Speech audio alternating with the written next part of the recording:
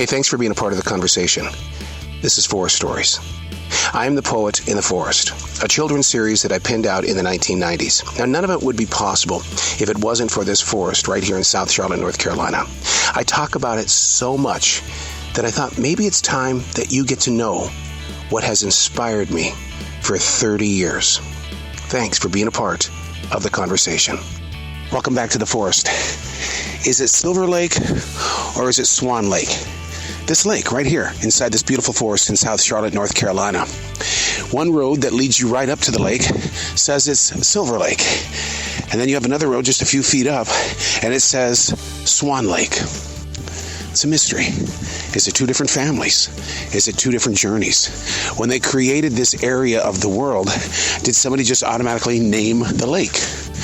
The lake itself is a very lonely lake, and the reason why is because it's been pretty much labeled a private lake. There's one owner, and from what I understand, that owner paid $1 for the lake because nobody else wanted to pay the insurance, because if they opened it up for swimming, well, you know how people are when it comes to swimming. They don't swim safely, and nobody was going to put a lifeguard out here. So the owner put up the signs all the way around the lake that said, no trespassing. So people don't use the lake. Every now and then you might see a kayak out there or a canoe of some sort.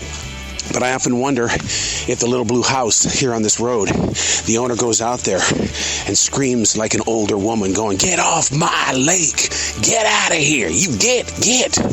But is it Silver Lake or is it Swan Lake? I do know that the water from my creek, that slow-paced creek, makes its way to that lake. And I do get to look at this lake from the walks that I take, from the angle high atop Heartbreak Hill to the angle that I'm getting right now, which is deep into the forest, right here in this gigantic stack of leaves when it's only 24 degrees. I was anxious to see the lake today because being 24, has the lake frozen over? Has it ever frozen over? And would I have the courage and the confidence to grab my ice skates and do like we once did up in Montana and skate across that lake?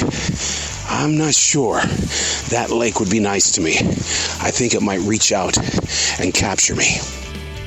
But Silver Lake, it's a pretty name to it, but I don't see any silver around it. Swan Lake, I get the elegance of that, but I've never seen a swan on the lake. A lot of blue heron crane, I've seen a lot of ducks and geese, but never a swan. Maybe we should rename the lake. We do know that it is my dream, my aspiration, my willingness, as well as my passion, that this private lake become a place for writers and other creative people. Sometime in the future, probably long after I'm gone, I would love for this one area of the world to become a forest with a lake and a slow-paced stream that feeds that lake. And there's so many places inside this forest with no housing that a creative mind can come and just feel the presence of whatever it is that's here. Hey, thanks for listening to the conversation.